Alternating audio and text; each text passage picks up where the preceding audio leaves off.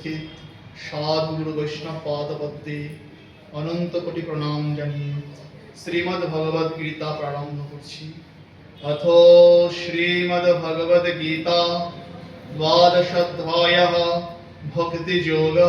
শ্রী ভগবানুবাচ यस्मात् न बीजते लोक लोकात् न बीजते च यः हर्षामर्षभयद्वेगैर्मुक्त यः स च मे प्रियः अनपेक्षः शुचिर्दक्ष्म उदासीनगतो व्याधः सर्वारम्भ परित्यागी जो मद्भक्त्या स मे प्रियः।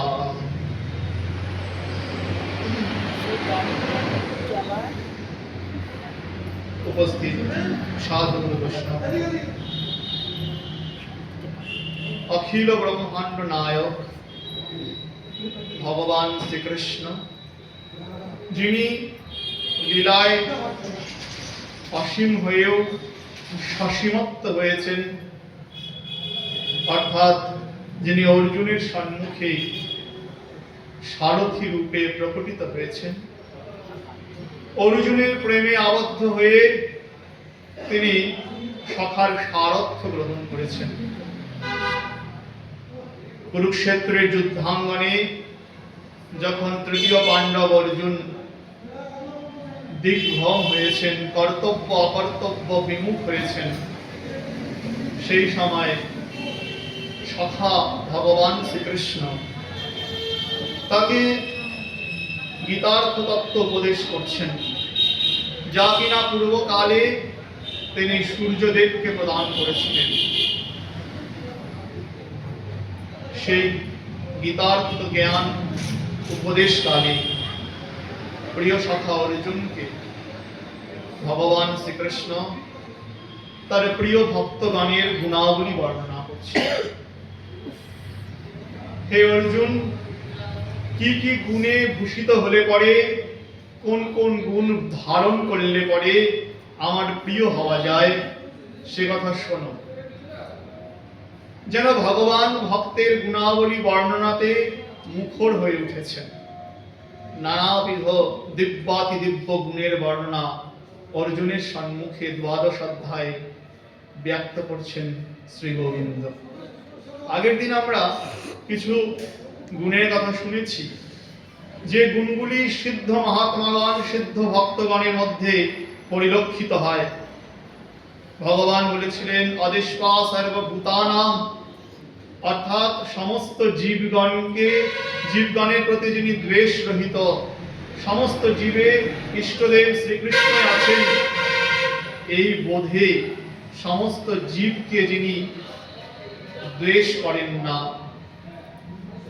মৈত্র করুণা এইবচ, যেখানে ভক্ত চিত্তে শোভা পায় মৈত্রী এবং করুণারূপী গুণ, প্রত্যেক জীবের প্রতি তিনি মৈত্রী ভাব সম্পন্ন এবং করুণা ভাব সম্পন্ন। ভক্ত এই গুণাবলী হয়। ভগবানের প্রিয় হতে গেলে এই গুণকে ধারণ করতে হবে। নির্মম নিরহংকারঃ, ভক্ত মমত্ব বুদ্ধি সম্পন্ন, আমার আমার এই বোধ তার মধ্যে নেই। নিরহংকারঃ, অর্থাৎ অহংকার শূন্য। সমদুঃখ সুখক্ষমী, যিনি সুখ এবং দুঃখকে সমান বোধ করেন এবং যিনি ক্ষমাশীল। সন্তুষ্টঃ সততং যোগী, যিনি সদা সর্বদা সন্তুষ্ট এবং ভগবানে যুক্ত বলে তাকে বলা হচ্ছে যোগী।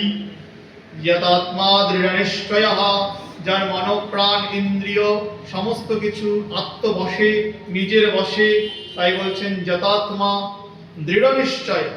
ভগবত বিষয়ে তিনি নিশ্চয়, দৃঢ় নিশ্চয়। মজ্জার্পিত মনের বুদ্ধি, এবং হে অর্জুন, যার মন এবং বুদ্ধি আমাতে অর্পিত। এই রকম ভক্তই তো আমার প্রিয় হয়। আগের দিন আমরা দুইখানা শ্লোক দ্বাদশ অধ্যায়ের 13 এবং 14তম শ্লোক শুনেছি। পরে 15তম শ্লোকে ভগবান আরো ভক্ত গুণাবলী বলছেন। এগুলি কেন শুনবো? এগুলি সব সিদ্ধ মহাত্মাদের গুণ। অর্থাৎ ভগবত প্রাপ্ত মহাপুরুষের গুণ। আমি তো আর এই ভগবত প্রাপ্ত মহাপুরুষ নই, তাহলে এগুলি আমার শুনে কি লাভ? কেন শুনবো? কেন শুনবো না? এই গুণগুলি শুনবো আর নিজেকে গুণের এক প্রান্তে দাঁড়া করিয়ে দেখবো, দাঁড়ায় দাঁড়ায় দেখবো ওই ওই গুণাবলী কি আমার মধ্যে শোভা পায়, এই এই গুণ কি আমার মধ্যে আছে, এই গুণরাশির মালা আমি কি ধারণ করতে পারি, যা দর্শন করলে ভগবান শ্রীকৃষ্ণ আকৃষ্ট হয়। এই গুণ শুনতে হবে। শ্রীমদ্ ভাগবতে, শ্রীমদ্ ভগবত গীতায় রাশি রাশি ভক্তের গুণ। কেন? ভক্তের গুণ ভক্তে আছে শুনে আমার কি হবে? শুনলেই তো আমার ভগবত ভক্তি হবে, ওই গুণ অর্জন করার জন্য লোভ হবে। আমার প্রিয়তম ভগবান শ্রীকৃষ্ণ বলছেন, অর্জুন এমন ভক্ত আমার প্রিয় হয়। তাহলে এমন প্রিয় হয় তার মানে যিনি প্রিয়তম, প্রিয়তমের ভালো মন্দ কি তা তো আমার দেখা উচিত। যাকে আমি ভালোবাসি সেই ভগবানের কি প্রিয় আর কি অপ্রিয় তা যদি আমি না জানি, তাহলে কেমন ভালোবাসা? যিনি প্রিয় তার ভালো মন্দের জ্ঞান তো থাকা উচিতই ভক্তের। তাই তার কি প্রিয় তিনি গীতাবাক্যে পরিষ্কার করে বলছেন। আর সেই প্রিয় যে গুণরাশি, সেই গুণ আমাদেরকে ধারণ করতে হবে। ওই গুণ ধারণ করলে আমরাও ভগবানের প্রিয়ত্ব লাভ করব। সেই জন্য অবশ্যই শুনতে হবে। শুনতে শুনতে ওই গুণগুলি অর্জন করারও চেষ্টা করতে হবে। আজকে বলছেন, না উদ্বীজতে यस्मात् न उद्बीजते लोक लोकात् न उद्बीजते च यः हर्षामर्षभयद्वेगैर्मुक्त यः स च मे प्रियः। আরো 6টি ভক্ত লক্ষণ বললেন। হে অর্জুন, यस्मात् न उद्बीजते लोक, যার দ্বারা কোনো প্রাণী উদ্বিগ্ন হয় না। ভক্ত কেমন হবে? ভক্তের দ্বারা কোনো প্রাণী উদ্বিগ্ন হন না। ভক্ত কাউকে ব্যথা দেন না। ভক্তের দ্বারা, ভক্তের আচরণের দ্বারা, তার চরিত্রের দ্বারা কখনো কেউ কি পান না? ব্যথা পান না, উদ্বেগ পান না। এবং যাকে ভক্তকে কেউ উদ্বেগ দিতেও পারে না, এমন যিনি, তিনি আমার প্রিয়। এই বিষয়ে একটু কথা বলি। यस्मात् न उद्बीजते च यः লোক। বললেন ভক্ত সর্বত্রই তার ইষ্ট পরমেশ্বরকে দর্শন করে, সর্বত্রই তিনি দেখেন। সিদ্ধ ভক্তের লক্ষণ কি? যাহা যাহা নেত্র পড়ে তাহা তাহা কৃষ্ণ স্ফুরে। চরিতামৃতে বলছেন, যেখানে যেখানে চোখ পড়ে সেখানে সেখানেই ভগবত দর্শন হয়। ভক্তরাজ প্রহ্লাদ যেদিকে যেদিকে তাকায় সেদিকেই বিষ্ণু দর্শন। তাহলে যেমন যেমন যেদিকে যেদিকে তার দৃষ্টি পড়ে সেদিকে সেদিকেই কি হয়? ভগবত দর্শন হয়। সর্বত্র ভগবত দর্শন হয়। তাহলে সর্বত্র যদি ভগবত দর্শন হয়, সবার মধ্যে যদি ভগবত দর্শন হয়, তাহলে তিনি কাউকে কি উদ্বেগ প্রদান করতে পারে? তিনি কাউকে কোন রকম ভাবে ক্ষতি সাধন করতে পারে? ক্ষতি কেন? তার বাক্যের দ্বারাও কোন রকম ভাবে কেউ কষ্ট পায় না। কেন? কারণ আমি যদি অন্য কাউকে উদ্বেগ দেই, তাহলে আমি আমার প্রিয়তম ভগবানকেই উদ্বেগ দিচ্ছি। ভক্তের এই দৃঢ় সিদ্ধান্ত যে তিনি জানেন সর্বত্র তিনি আছেন। তিনি শুধু জানেন না, হৃদয় দিয়ে অনুভব করেন সর্বত্র তিনি আছেন। আর আছেনই তো, এটা কি গল্প কথা নাকি? কথার কথা। প্রহ্লাদ, হিরণ্যকশিপু জিজ্ঞাসা করছে, প্রহ্লাদ, বিষ্ণু কোথায়? কোথায় তোমার বিষ্ণু? প্রহ্লাদ বলছেন, কোথায় নাই বিষ্ণু? সর্বত্র বিষ্ণু আছে। আমি সর্বত্রই বিষ্ণুকে দেখি। এটা কি ভক্তের মন গড়া গল্প নাকি? তাহলে এই স্তম্ভের মধ্যে বিষ্ণু আছে। হিরণ্যকশিপু স্তম্ভ ভেদ করল। সেখান থেকে ভগবান নৃসিংহদেব প্রকটিত হলেন। ভক্তের কথাকে সত্য প্রমাণ করার জন্য তথা শাস্ত্রের বাক্যকে সত্য প্রমাণ করার জন্য ভগবান স্তম্ভ থেকেও বেরিয়ে আসতে পারে। স্তম্ভ কেন? যে কোনো অণু পরমাণু সর্বত্র সর্বত্র তিনি বিরাজমান, এই সিদ্ধান্ত ভক্তের মধ্যে দৃঢ়। তিনি জানেন সর্বত্রই আমার ভগবান আছেন, তাই তিনি সর্বত্র ভগবত বুদ্ধি করেন। তাই কাউকে তিনি কি করতে পারেন না? উদ্বেগ দিতে পারেন না। উদ্বেগ দিবেন কেমন করে? যাকেই উদ্বেগ দিবেন তার মধ্যেই তো ভগবান আছেন, উদ্বেগ দিবেন কেমন করে? কারো ক্ষতি সাধন তিনি করেন না। তাই ভগবান বলছেন ভক্তের একটা বিশেষ লক্ষণ, যস্মাৎ ন উদ্বিজতে লোক, যার দ্বারা কোনো প্রাণী উদ্বিগ্ন হন না। পরেই বললেন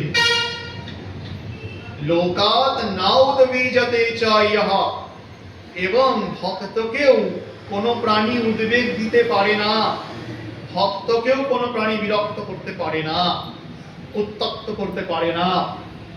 এটা তো আমরা মানতে পারি না। জগতে অনেক অভক্ত আছে যারা ভক্তকে কি করে? উদ্বেগ দেয়। তাহলে তো আমরা দেখি ভক্তকে অত্যাচার করে, তার উপরে উদ্বেগ দেয়। হিরণ্যকশিপু ভক্তরাজ প্রহ্লাদের উপরে উদ্বেগ দিয়েছেন। এ বিষয়ে শোনো, একটু বিচার বিমর্শ করলে পরে বোঝা যাবে ভগবান কি বলতে চাচ্ছে। এটা তো বুঝলাম ভক্ত কাউকে কি করেন না? উদ্বেগ প্রদান করেন না। একটা শ্লোক ভরতহরি তার নীতির শতকে বলছেন, মৃগোমিন সজ্জনানাম ত্রেনো জলসন্ত সবিহিত বৃত্তিনাম লুব্ধক ধীবর পিশুনা নিষ্কারণ বৈরিনা জগতি। বলেন হরিণ, মাছ এবং সজ্জন ব্যক্তি। হরিণ তৃণের দ্বারা তুষ্ট হয়, মাছ জলের দ্বারা তুষ্ট হয়, আর সজ্জন ব্যক্তি সন্তোষের দ্বারা জীবন যাপন করে। কিন্তু কি বিড়ম্বনা, ওই হরিণকে, শান্ত হরিণকে যে তৃণের দ্বারাই সন্তুষ্ট, তাকে ব্যাধেরা বিরক্ত করে, ব্যাধ নিক্ষেপ করে, বিরক্ত করে। আর কি মৎস্য যে জলে সহজে বিচরণ করে, জলই তার জীবন, সেই মৎস্যকে ওই মৎস্য শিকারীরা বিরক্ত করে। আর সজ্জন ব্যক্তি যে সন্তুষ্টিতেই জীবন ধারণ করে, ওই সজ্জন ব্যক্তিদেরকে অকারণে দুষ্ট ব্যক্তিরা উত্তপ্ত করে। এটা তাদের উত্তপ্ত করার স্বভাব, দুষ্ট ব্যক্তির উত্তপ্ত করার স্বভাব, তাই তাকে উত্তপ্ত করে। ভক্ত উদ্বিগ্ন হন না। ভক্ত তো কাউকে উদ্বেগ দেনই না, বরং দুষ্ট ব্যক্তির দ্বারা উদ্বেগ প্রাপ্ত হন না। আমরা দেখি উদ্বেগ দিচ্ছে, কিন্তু তিনি হৃদয়ের মধ্যে কোনো বিকার ধারণ করেন না, কোনো উদ্বেগ ধারণ করেন না। তাই বলে কেউ যদি মনে করেন যে আমরা ভক্তকে ইচ্ছা মতো অত্যাচার করব, আর তিনি তো কিছু মনে করবেন না, অতএব কোনো অপরাধ হবে না, সাবধান, ভগবান কিন্তু সহ্য করবেন না।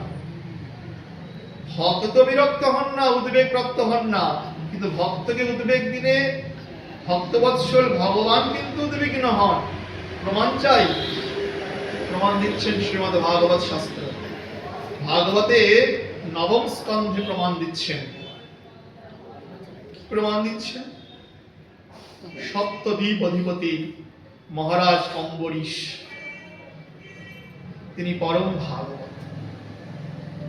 তার গুণ গাথা চারদিকে ছড়িয়েছে, রাজা হয়েও ভক্ত। তার গুণগাথা চারিদিকে ছড়িয়েছে।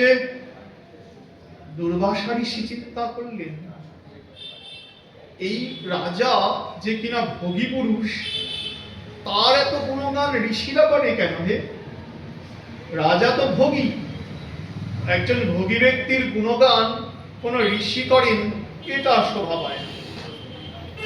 তাই দুর্বাসা ঋষি চিন্তা করলেন, একবার এই অম্বরীশ রাজাকে পরীক্ষা করতে হবে। কেমন ভক্ত একটু পরীক্ষা করলেই পরিষ্কার হয়ে যাবে। তাই পরীক্ষা করার মানসে দুর্বাসা ঋষি আসলেন মথুরায়, যেখানে রাজর্ষি ওই অম্বরীশ 1 বৎসর কাল ব্রত ধারণ করেছেন। কিসের ব্রত? দ্বাদশী প্রধান একাদশী ব্রত ধারণ করেছেন। আজকে ব্রতের শেষতম দিন, উত্থান একাদশী, কার্তিক মাসের ব্রতের শেষ দিন। মানে একাদশী বাদ দিয়ে দেবেন না জীবনে, মানে একটা বিশেষ ব্রত ধারণ করেছেন, সেই ব্রতের আজকে উদযাপনের দিন। মথুরাতে মধুবনে সেই ব্রত উদযাপন কালে আগের দিন এক নির্জলা একাদশী করেছেন। পরের দিন সূর্যোদয়ের আগেই ভগবান শ্রীহরির অভিষেক আদি সম্পন্ন হয়েছে, ভোগরাগ আদি সম্পন্ন হয়েছে। এইবার পারণের সময় উপনীত হয়েছে। মহারাজ অম্বরীশ অন্যান্য ব্রাহ্মণ সজ্জনাদিদের ভোজন করিয়ে দিয়ে এবার নিজে পারণ করবে। পারণের সময় আর অল্প কাল আছে, নিজে এবার পারণ করবেন। পারণের সময় আর এক দণ্ড কাল। তখন মহারাজ অম্বরীশের সম্মুখে উপস্থিত হলেন অনেক শিষ্য প্রশিষ্য নিয়ে মহর্ষি দুর্বাসা। দুর্বাসা রুদ্রের অংশে জাত, একটু 19-20 হলে পরেই দুর্বাসা অভিশাপ দিয়ে ভস্মীভূত করতে পারে সকলকে, তাই সকলে ভয়গ্রস্ত থাকে। তো মহাতপা ঋষি দুর্বাসা উপস্থিত হয়েছেন দুয়ারে। অম্বরীশ রাজা ভোজন করলেন না। তিনি তার আতিথ্য স্বীকার করলেন। ঋষি দুর্বাসা তাকে অতিথি রূপে স্বীকার করলে বললেন, ভোজন করুন, শিষ্য সহ ভোজন করুন। ঋষি বললেন, না রাজন, আমার কিছু কৃত্য বাকি আছে, কিছু সন্ধ্যা আহ্নিকা আদি বাকি আছে, সেগুলি করতে আমি যমুনার তটে যাব। যমুনা স্নানাদি করে তারপরে আমি ভোজন করব। এই বলে শিষ্য সামন্ত নিয়ে তিনি যমুনায় চলে গেলেন। যমুনায় স্নান অবগাহন আদি করে ধ্যানস্থ হলেন। এদিকে পারণের সময় অতিক্রান্ত। শাস্ত্রে নিয়ম আছে, পারণের সময়ের মধ্যেই পালন করতে হবে। যে কোনো ব্রতের পারণের সময়ের মধ্যেই পালন করতে হবে। পারণের কাল অতিক্রান্ত হয়ে গেলে পালন করলে এই ব্রত ফল বিনষ্ট হবে, অর্থাৎ আপনার এই ব্রত বেকার, কোনো লাভ নেই। আগের দিন নির্জলা উপবাস করলেন, কোনো কিছু। সেই জন্য পারণের সময়ের মধ্যে আপনাকে পালন করতে হবে। তো ধর্মশীল রাজা অম্বরীশ এবার পারণের সময়ের মধ্যে পালন করবেন কেমন করে? অতিথি দ্বারে উপস্থিত হয়ে অতিথিকে না ভোজন করে পালন করাও নিষেধ। ধর্ম সংকটে পড়লেন রাজা। কি করেন? তখন বিভিন্ন শ্রেষ্ঠ মুনিবর্গের কাছে, ব্রাহ্মণদের কাছে পরামর্শ চাইলেন। হে ব্রাহ্মণগণ, এখন কি আমার করণীয়? বলেন, রাজন, আপনি বিন্দু মাত্র চরণামৃত পান করুন। চরণামৃত গ্রহণ করলে পারণও হবে, আবার ভোজনও হবে না, আপনার দুই দিক রক্ষা। তো ব্রাহ্মণগণের উপদেশে রাজা দুর্বাগ্রে যেটুকু চরণামৃত হয়, সেই বিন্দু মাত্র চরণামৃত জিহ্বায় দিলেন, পারণ সম্পন্ন হল। কিন্তু এইদিকে ওই যমুনা তটে বসে বসে ধ্যানস্থ ঋষি দুর্বাসা দেখতে লাগলেন রাজা ভোজন করেছে, মানে জলই পান করেছে, ভোজন করেছে। ঋষি অত্যন্ত ক্রোধান্বিত হয়ে তার দ্রুত বেগে বিদ্যুতের মতো রাজ সম্মুখে উপস্থিত হলেন। বলেন, রাজা, তুমি না ধর্মশীল, অথচ তোমাকে দেখা যাচ্ছে তুমি অধর্মাচরণ করছো। অতিথিকে দুয়ারে রেখে কি করছো? ভোজন করছো। না না রাজা, যা শুনেছিলাম আপনার চরিত্রে সেগুলি প্রকাশ পায় না। এক্ষুনি আপনার এই ঋষি অবমাননার জন্য শাস্তি গ্রহণ করতে হবে। তিনি কি করলেন? তার জটা থেকে একটা জটা ছিঁড়ে মাটিতে নিক্ষেপ করা মাত্রই কালকৃত্যা উৎপন্ন হলো, অর্থাৎ অপদেবতা সৃষ্টি হলো। সেই কালকৃত্যা রাজার দিকে ধাবিত হচ্ছে, তাকে গ্রাস করবে, তাকে পুড়িয়ে ফেলবে।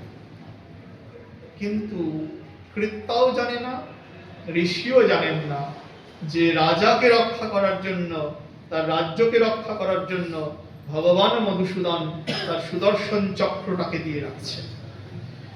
সুদর্শন যখন দেখলেন যে ভক্তের ওপরে বিপদ, তখন তিনি তার তেজ বিস্তার করতে করতে সেই কৃত্যার সম্মুখে এসে উপস্থিত হলেন। সেই কৃত্যাকে পুড়িয়ে ছাই করে দিল। এবার সুদর্শন কিন্তু থামলো না। সুদর্শন এবার ধাবিত হচ্ছে কার দিকে? মহর্ষি দুর্বাসার দিকে। রাজন কিন্তু ওই কৃত্যাকে দেখে ভয়ে দৌড়ে যায় নাই। রাজা একদম স্থির ছিল, ভগবত স্মরণে নিমগ্ন ছিল। রাজা এক পাও নড়ে না। কিন্তু ঋষি এবার সুদর্শনকে দেখে ধাবিত হচ্ছে, ছুটছে। ছুটতে ছুটতে সারা পৃথিবী ভ্রমণ করছে। গেছে ব্রহ্মলোকে, ব্রহ্মা তাকে তাড়িয়ে দিয়েছে। শিবলোকে শিব তাকে তাড়িয়ে দিয়েছে। শেষে বৈকুণ্ঠে গিয়ে ভগবান নারায়ণের শরণাগত হয়েছে, যার চক্র তার চরণে শরণাগত হয়েছে। নারায়ণ বলছেন, অহম ভক্ত পরাধীন হে দ্বিজ, আমি ভক্তাধীন, ভক্তের অধীন আমি কিছু করতে পারবো। আমি যখন ভক্তাধীন, ভক্তের অধীনে আমি চলি, তাহলে আমার সুদর্শন কি করবে? এখন আর সুদর্শন আমার আদেশ মানবে না। হে ব্রাহ্মণ, যার চরণে অপরাধ করেছ সেই মর্তলোকে অম্বরীশ মহারাজের শরণাগত হও। তিনি যদি ক্ষমা করেন তাহলে তোমার নিস্তার, না হলে সুদর্শনের তেজ থেকে তুমি মুক্ত হবে। আবার ঋষি পৃথিবীতে আসলেন, মথুরায় অম্বরীশের চরণে এসে উপনীত হলেন, চরণে এসে পড়লেন। রাজা অত্যন্ত লজ্জিত হলেন, কারণ তিনি ক্ষত্রিয় আর এদিকে ব্রাহ্মণ শ্রেষ্ঠ। রাজা লজ্জিত হলেন। রাজা সুদর্শনের স্তব করলেন, ভাগবতী স্তব আছে। সুদর্শনের স্তব করলে সুদর্শন শান্ত হল। সুদর্শন শান্ত হয়ে যথাস্থানে ফিরে গেলে রাজা এবার ঋষিকে নিয়ে ভোজন করে তৃপ্ত হয়েছেন ঋষি। শুধু ভোজনেই তৃপ্ত হন নাই, অম্বরীশের গুণাবলী দর্শনে তৃপ্ত হয়েছেন। দেখছেন এমন ভক্ত হয়, যার ক্ষতি করার জন্য আমি এসেছিলাম, তিনি কিনা আমাকে রক্ষা করলো সুদর্শনের তেজ থেকে। সুদর্শনের কাছে ক্ষমা প্রার্থনা করে আমাকে রক্ষা করলো। অম্বরীশ মহারাজের গুণগান গাচ্ছেন কে? ঋষি দুর্বাসা। অহো অনন্ত দাসানাম মহিমা দৃষ্টমদ্যতে কৃতাদসয়পি যত রাজন মঙ্গলানি সমিহতে। হে রাজন, আমি আপনার চরণে অপরাধ করেছি, আপনার অমঙ্গল সাধন করেছি, কিন্তু আপনি কি করলেন? আপনি আমার মঙ্গল কামনা করছেন। ভগবান শ্রীহরির চরণে যাদের এইরকম প্রেম হয়, শ্রীহরির যারা দাস হয়, তারাই একমাত্র এইরকম কার্য করতে পারে। অর্থাৎ যার আমি ক্ষতি সাধন করতে চাইলাম, তিনি আমার কল্যাণ সাধন করছেন। আহা, ভগবানের দাসের কি মহিমা! তাহলে এই লীলা থেকে, এই চরিত্র থেকে আমরা কি বুঝতে পারলাম? যে ভক্ত কাউকে তো উদ্বেগ দেনই না, বরং কি করেন? বরং যারা তাকে উদ্বেগ দেন তাদেরও মঙ্গল সাধন করেন। তার মানে ভক্ত উদ্বিগ্ন হন না।